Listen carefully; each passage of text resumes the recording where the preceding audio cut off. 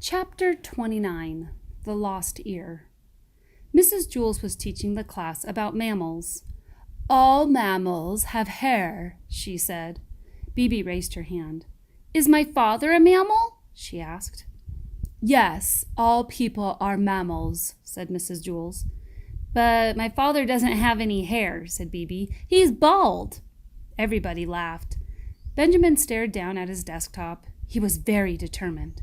Mrs. Jules would be handing out report cards at the end of the week. He had to tell her his real name before then. He raised his hand, but Mac also had his hand raised. "Yes, Mac," said Mrs. Jules. "I heard about a man who was getting his hair cut," said Mac, "and the barber cut off one of the man's ears. See, the man had very long hair. I think he was a hippie, so the barber couldn't see his ear until it fell on the floor." "Thank you, Mac," said Mrs. Jules. "That was a very interesting story." "I'm not finished," said Mac. "When the barber saw the ear on the floor, he said, 'Is that your ear on the floor?' And then the hippie said, 'What? I can't hear you.' So the barber showed him his ear. Then he called an ambulance to take the hippie to the hospital." "Were they able to put his ear back on?" asked Todd.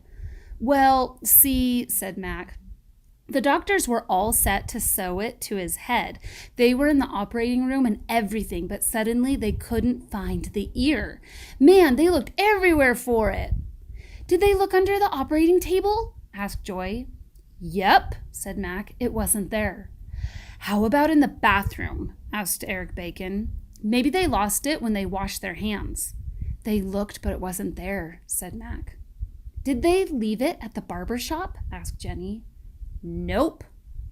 "Did they ever find it?" asked Allison. "Yes," said Mac, "but you'll never guess where." "In the refrigerator," grumbled Mrs. Jules. "No. How would it get there?" asked Mac. "Well, we really need to get back to mammals," said Mrs. Jules. "Yes, Mark." Benjamin lowered his hand. "My name's not Mark," he said. "My name really is Benjamin Nushmut. And I came from Hempleton, not Macedonia." "Fine," said Mrs. Jules, "but we were talking about mammals. Now, the whale is the largest mammal. Even though it lives in the ocean, it is still a mammal, not a fish." "Do whales have hair?" asked John. "Yes," said Mrs. Jules. Dana laughed.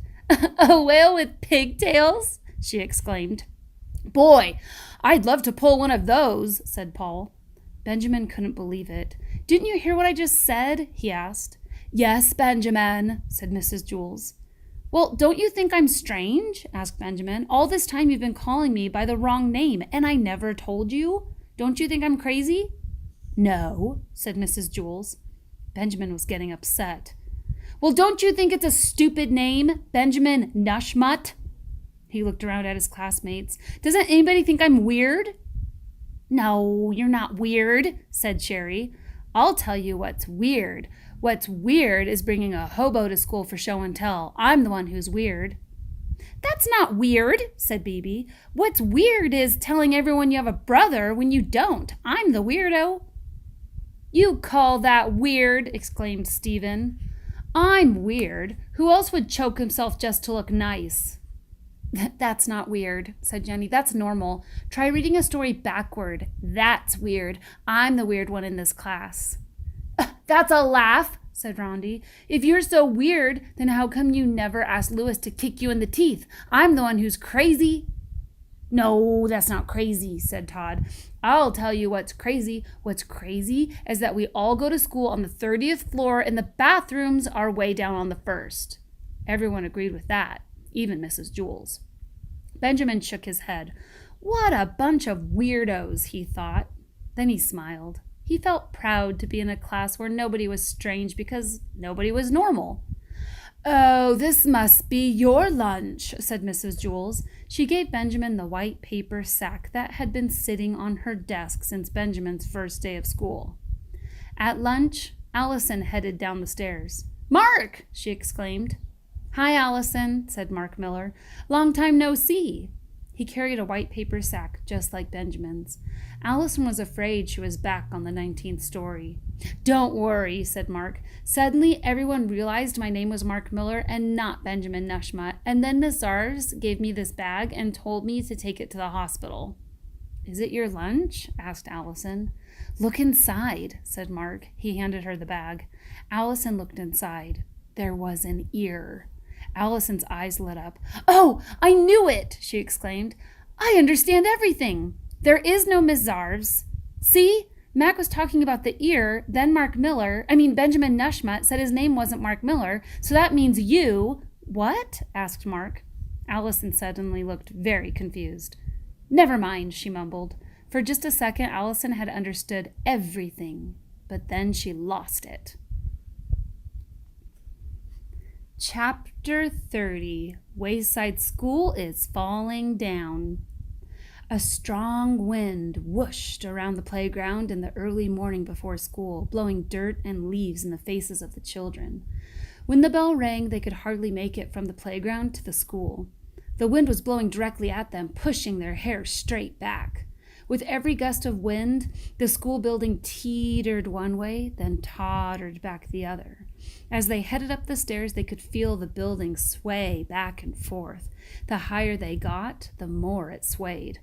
"Hooray!" yelled Kathy. "Wayside School is falling down." "What are you so happy about?" asked Joe. "We'll all die." "Yes, but we won't have to do our homework," said Kathy. They entered the room on the 30th story. Mrs. Jules rang her cowbell. "Find your seats," she said. That wasn't easy. All the desks were crammed together on one side of the room. The building swayed and the desks slid to the other side of the room. Finally, the children all found their seats and planted their feet firmly on the floor. "We are going to have a fire drill today," Mrs. Jules told them, "so let's be prepared. Who is our door monitor this week?" "I am," said Mauricia. "Good," said Mrs. Jules. "Who is our help monitor?" "I am," said Jason. "Very good," said Mrs. Jules. "You have a big mouth." Stephen raised his hand. "What if there really is a fire?" he asked. "There's not going to be a real fire," said Mrs. Jules. "It's just a drill." "I know, but what if there really is a fire?" asked Stephen. "And then the firemen won't come because they'll think it's a drill. The whole school will burn down." "Don't worry," said Kathy. "The school is not going to burn down. It's going to fall down." Beep, beep, beep, beep, beep, beep. It was the fire drill. Mauricia, the door monitor, held open the door. Jason, the help monitor, ran to the window. "Help!" he screamed. "Save us! We're up here! Help! Help!" Mrs. Jules led the children out of the room. If there was a real fire, the children might not be able to see her because of the smoke, so she constantly rang her cowbell. There wouldn't be time to go all the way down the stairs either. Mrs. Jules led them up the ladder and through the trap door to the roof. If there was a real fire, helicopters would rescue them. The wind was even worse on the roof than it was on the playground. Mrs. Jules stood in the center and held the cowbell high above her head. She looked just like the Statue of Liberty. "Everyone stay away from the edge," she warned. Kathy sang, "Wayside School is falling down, falling down." "It's not falling down," said Stephen. "It's burning down, and no one will rescue us because they think it's a drill." Jenny noticed a dark, funnel-shaped cloud off in the distance. "Tornado!" she screamed. "We're all going to get sucked off the roof!" A flash of lightning lit the sky, followed by a loud crack of thunder. "We're going to be struck by lightning!" shouted Todd. "No, we won't," said Stephen. "We'll burn in the fire." "No, we'll be sucked up in the tornado," said Jenny. "No, the school is going to fall down," said Kathy. Mrs. Jules continued to ring her cowbell. Kablonk, kablonk, kablonk. The strong wind carried the sound for miles. Suddenly, screams came from down below. Then the whole building began to shake violently. "Earthquake!" yelled Benjamin. "Fire," corrected Stephen. "The school must have been struck by lightning," said Todd. "Tornado!" said Jenny. "All fall down," said Kathy. The building continued to rumble and shake. There were more screams. "Listen," said Myron. "They're trying to warn us about something." Down below, over 500 kids and teachers were shouting together, "Star-bringing purple!" "What are they saying?" asked Mrs. Jules. "I don't know," said Myron. Mrs. Jules rattled her cowbell. "Star-bringing purple!" they shouted again. "It sounds like star-bringing purple," said Myron. "What does that mean?" asked Mrs. Jules. Myron shrugged. Mrs. Jules rang her cowbell even louder. "Star-bringing yorble!" "Wait," said Myron. "They're not saying star-bringing purple. They're saying star-bringing yorble." "What's a yorble?" asked Mrs. Jules. She rang her cowbell even louder. The school shook and rumbled. "Star-bringing yorble!" "Stop something," said Myron. Mrs. Jules rang her cowbell. "Stop ringing your bell!" "Stop ringing your bell," said Myron. "Oh," said Mrs. Jules. She stopped ringing her bell. Down below, all the students and teachers clapped their hands. But it was too late. Rondi opened the trap door. "Cows!" she exclaimed.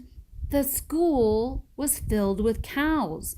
From all over the countryside, cows had heard Mrs. Jules's cowbell and heeded the call. There were thousands of them. They filled the stairs and all the classrooms.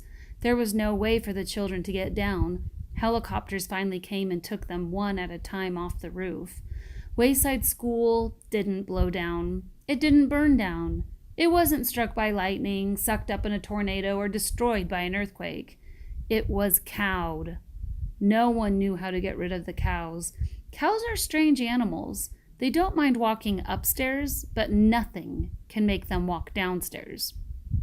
Someone suggested starving the cows, but the farmers wouldn't allow that.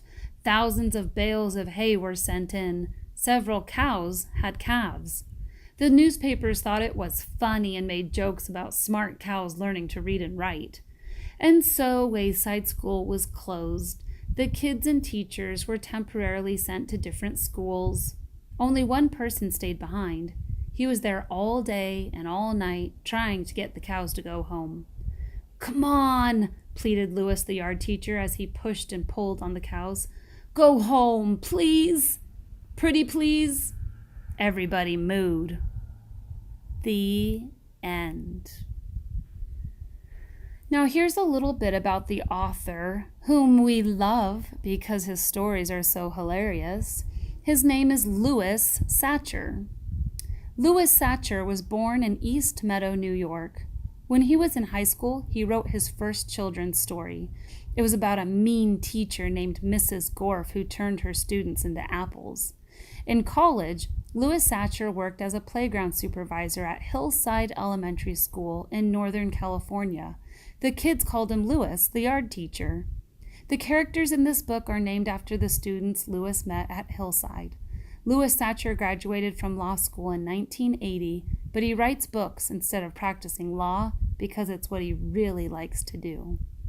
I hope you enjoyed this story, and hopefully I will get to read another one in the near future. Goodbye.